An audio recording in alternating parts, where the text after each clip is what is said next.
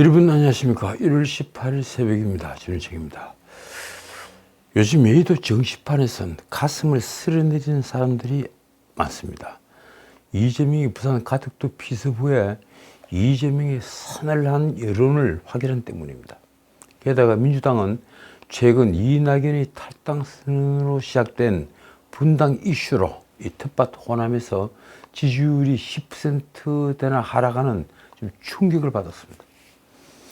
이재명이 김모의 이 살인미수 공격을 받은 것은 지난 1월 2일입니다. 총선을 앞둔 정치권은 정치 테러를 한 목소리로 규탄하면서도 이 여론의 향방에 촉각을 곤두세웠습니다. 처음 이재명 테마주들이 장중에 20% 넘게 급등을 할 정도로 정치인의 불행뒤에 이어지는 동정론과 지지율 상승이 나타난 것으로 보였습니다. 그러나 이내 식었습니다. 일주일 정도 지나자 오히려 부울경은 물론 2030에서 이재명에 대한 회의적인 시각이 늘어난 것으로 보이고 있습니다. 2030은 공정을 최대 가치로 치고 있죠. 바로 그런 세대입니다. 일부 언론은 100만 표가 달아났다고 했습니다. 왜 이런 현상이 벌어진 걸까요? 다시 말씀드리지만 이재명과 민주당은 특권의식에 사로잡혀 원칙을 지키지 않았습니다. 사실 그 원칙은 너무 쉬운 것이었습니다. 응급 상황이라면 부산대병원에서 수술해야 했다. 응급 상황이 아니라면 서울대 병원으로 전원을 하더라도 119 헬기를 사용해서는 안 된다. 이재명이 가족이 원한다는 이유로 지역 의료계를 무시하고 특권의식을 내보인 것은 엄청난 정치적 패착이었습니다. 이로써 대중의 동정심을 유발하는 것은 고사하고 그는 적을 만들었습니다. 언론은 이렇게 썼습니다. 그는 기회의 창을 스스로 닫았다. 문화일보 허민 기자는 정치권 안팎에서는 총선을 앞두고 100만 표는 날린 것 같다는 분석이 나온다고 썼습니다. 무엇보다 이재명의 서울행은 특권의식을 드러낸 것 외에도 부산의 사안은 실력이 없다는 이상한 메시지를 내보낸 결과를 불렀습니다. 여기에 정청래가 한 이 목은 중요해서 잘하는 곳에서 수술해야 한다. 이런 말은 PK를 돌아서게 한 결정타가 되었습니다. 더욱이 서울대병원 집도의가 혈관 수술은 고난도여서 경험 많은 의사가 해야 한다고 한 말은 부산 의료 수준을 경험이 부족한 하급 수준으로 격하를 시키면서 불난데 기름을 끼얹는 모양새가 되었습니다. 대한의사협회 대의원회는 8 이재명 헬기 수용에 대해声明을 냈습니다. 정치인의 서민의식이 국가 응급환자 진료 및 이송체계를 비틀어버렸다. 그렇습니다. 이재명을 둘러싼 민주당 의원들, 그들의 서민의식, 특권의식이 더 큰 불행을 만들었습니다. 자, 이번 총선 승리는 무엇으로担保할 수 있을까요? 사람들은 먼저 바꿔야 한다. 혁신을 말합니다. 어느 쪽이 더 많이 바꾸느냐. 그런데 단지 바꾸는 게 문제가 아닙니다. 인물을 교체하는데 감동을 주어야 한다는 조건이 붙습니다. 말하자면 누가 더 감동적인 희생을 많이 보여주느냐. 여기에 승패가 달린 것입니다. 그런데 참 쓰는 말도 그렇습니다. 늘 하는 얘기입니다만 국회의원을 물고기로 하는 것인지 흔히 이 후보자 교체를 물갈이라고 표현을 합니다. 지금까지 역대 총선을 보면 이 공천혁신을 잘한 당은 어김없이 총선 결과 성적이 좋았습니다. 그런데 중진을 쫓아내고 정치 생명을 끊더라도 감동을 주어야만 합니다. 그게 감동을 주는 자기성이 아니라 계파를 기준으로 해서 미운 털 박힌 자를 학살하는 것이라면 그 어떤 물갈이를 하더라도 역효과가 날 뿐입니다. 그래서 이번 공천에 있어서는 국민의힘에서는 과연 집권 세력의 핵심인 친윤에서 얼마나 많이 감동을 줄 것이냐. 그리고 민주당에서는 핵심인 친명에서 또 얼마나 많이 감동을 줄 것이냐. 이게 바로 포인트가 될 것입니다. 자, 두 번째 관전 포인트는 윤 대통령에 대한 지지도입니다. 어차피 대통령제에서는 대통령을 배출한 집권 여당이 이 대통령 선거 직후의 선거는 압승하는 경우가 많지만 집권한 지 한 2년 정도 지난 선거는 이른바 중간 선거로서 여당이 승리하기가 매우 어려운 선거가 됩니다. 더욱이 윤 대통령처럼 국정수행 긍정평가가 30% 초반대를 오르내리는 경우에 여당이 승리한다는 것은 거의 불가능에 가깝다. 정말 매우 어렵다. 이런 일이 될 것입니다. 이런 대통령 지지율은 곧장 정부 견제론이냐, 정부 지원론이냐, 이 평가와 통합니다. 지금 거의 모든 여론조사는 정부 견제론이 압도적으로 우세합니다. 정부 지원론에 비해서 말입니다. 그리고 정부 지원론은 세대별로 겨우 70대에서 우세를 보일 뿐입니다. 심지어 60대도 정부 견제론이 더 많은 경우가 자주 보입니다. 대개 민주당은 호남과 경기, 인천을 제외하면 여타 모든 지역에서 국민의힘보다 낮은 지지도를 보이지만 그런데도 정부 견제론이 TK 지역을 제외하고 모두 정부 지원론을 이기는 현상을 보이는 것입니다. 대중은 왜 윤석열 정부에 실망하는 걸까요? 가장 큰 이유는 첫 번째 민생, 두 번째 윤 대통령의 소통의 방식, 쉽게 말해서 통치술에 문제가 있다는 것입니다. 그런데 이 민생을 얘기하기 전에 이번 총선은 또 다른 화두가 있습니다. 바로 양당에 들이운 검은 먹구름, 말하자면 리스크입니다. 민주당은 이재명 리스크, 그리고 집권 여당 국민의힘은 놀랍게도 김건희 리스크. 먼저 이재명의 사법 리스크는 이제 온 국민들이 마치 담당 변호사인 것처럼, 아니 변호사만큼 잘 알고 있습니다. 그는 이 배임죄부터 제3자 뇌물죄, 위증교사죄 등으로 지금 재판을 받고 있는 피고인입니다. 공직선거법 위반도 있죠. 그러면서 조폭과 연결된 상방울 대북 송금 사건에다가 심지어 치사해 보이는 이 경기도 법인카드 유용 사건까지 걸려있습니다. 또 정자동 호텔 이 특혜 사건도 수사 대상입니다. 사실 이쯤 되면 도저히 정치판에 남아있을 수 없을 텐데 그는 대선 직후에 있었던 국회의원 보궐선거를 기회로 방탄조끼를 걸쳤습니다. 그러면서 살아남기 위한 무서운 집념을 보여주고 있습니다. 그런데 이 리스크는 민주당에게는 엄청난 부담이 되고 있습니다. 당장 이재명은 당대표인데도 일주일에 두세 번 재판을 받으러 법정에 나가야 하는 처지입니다.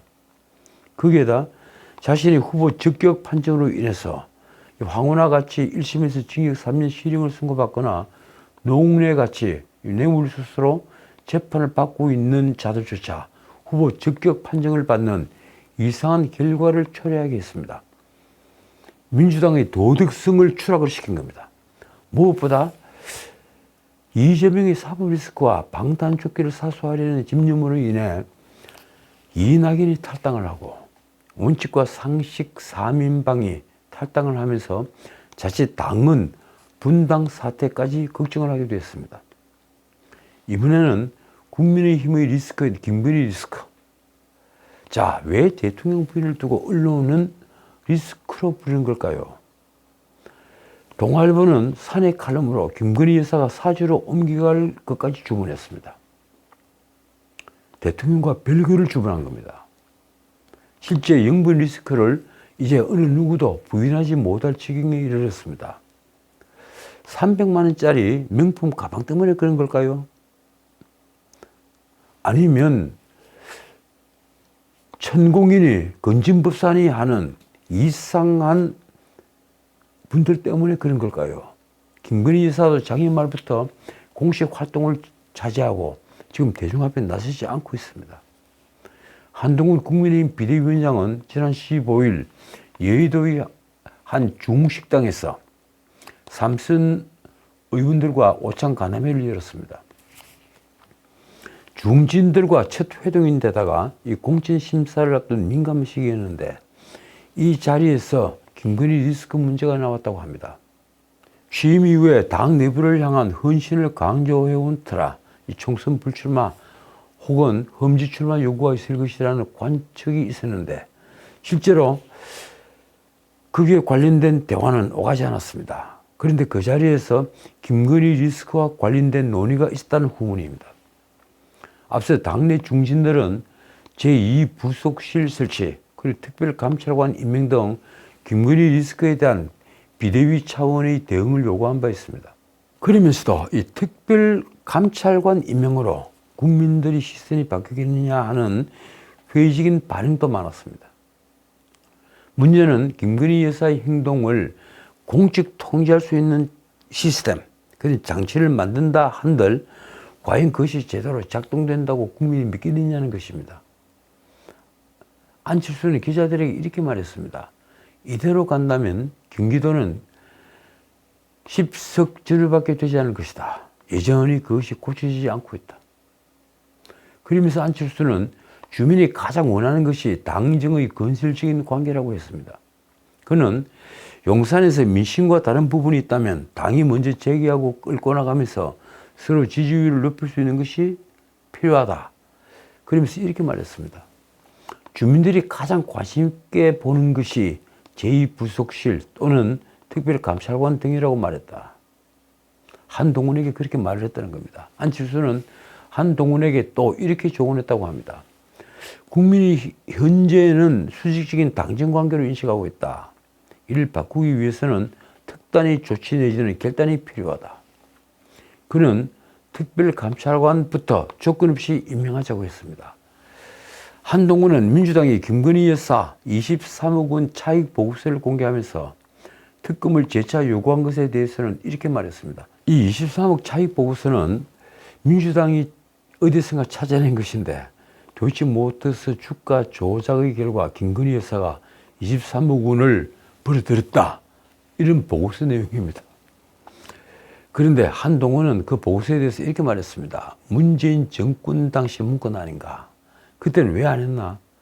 상특검은 모두 총선용 악법이라는 입장이고 국민도 그걸 잘 알 것이다.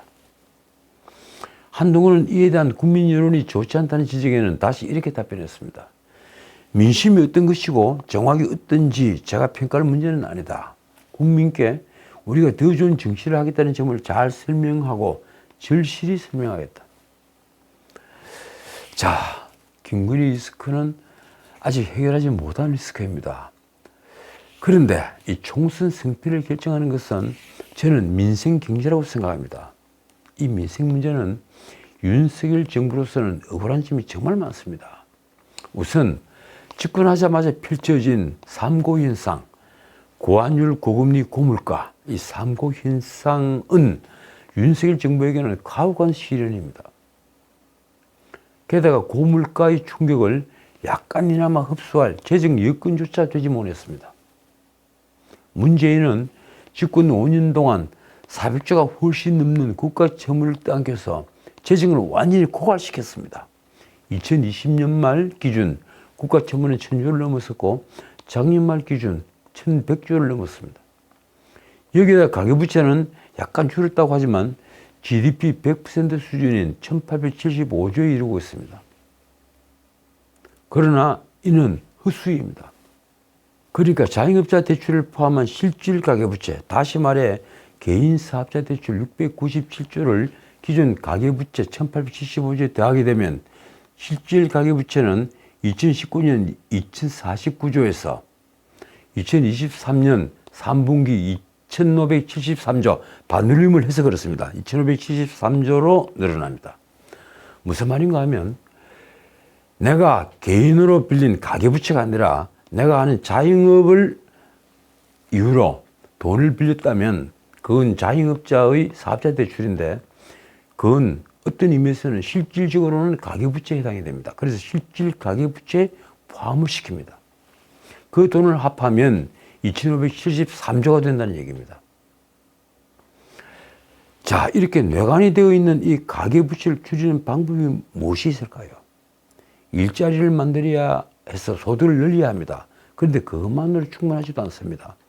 자영업자 소상공인의 매출과 소득이 또 늘어나야 합니다. 그것이 늘지 않으면 가계부채의 감옥에서 벗어날 길은 없습니다. 민생에 대한 고통의 본질이 가계부채에 있다면 정부는 자영업자 살리기와 청년 일자리 창출에 모든 역량을 다해야 합니다. 문제는 이 상황에서 고금리는 서민을 옥죄하는 사슬이 되고 있다는 것입니다. 고금리로 인해서 가처분 소득이 형편없이 쪼그라들고 그리고 소비력이 줄어듭니다. 고물가 충격에 대한 대응도 마찬가지입니다. 무리한 공공요금 인상 후에 취약계층만 선별로 구제를 한들 민생에 무슨 도움이 되겠습니까? 취약계층은 조금이라도 여윳돈이 있으면 빚 갚기에 바쁩니다. 사실 일자리를 만드는 것조차도 윤석열 정부로서는 힘에 겨운 일입니다.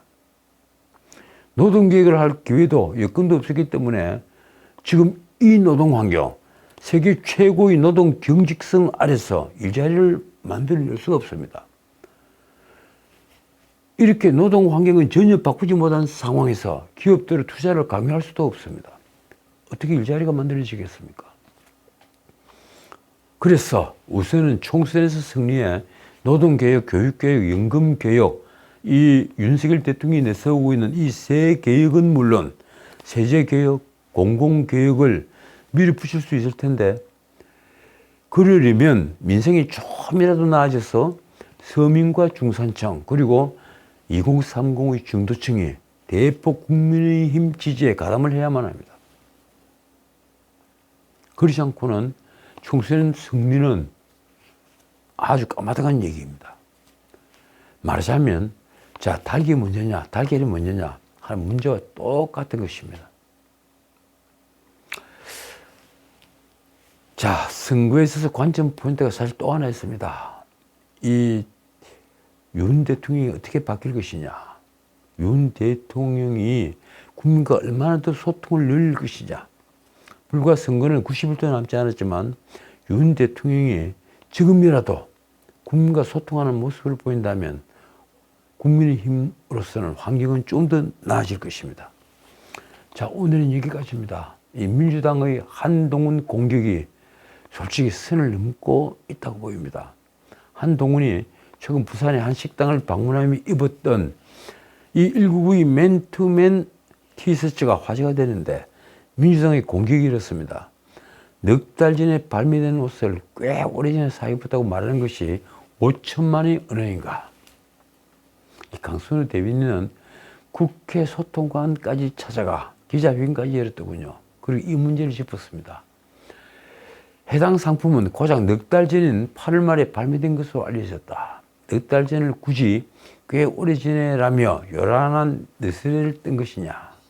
그러면서 한 위원장은 하지 않아도 될 말로 논란을 자초하지 말고 해야 할 말로 국민의 물음에 답하시라면서 김건희 특검을 또 물고 늘어졌습니다.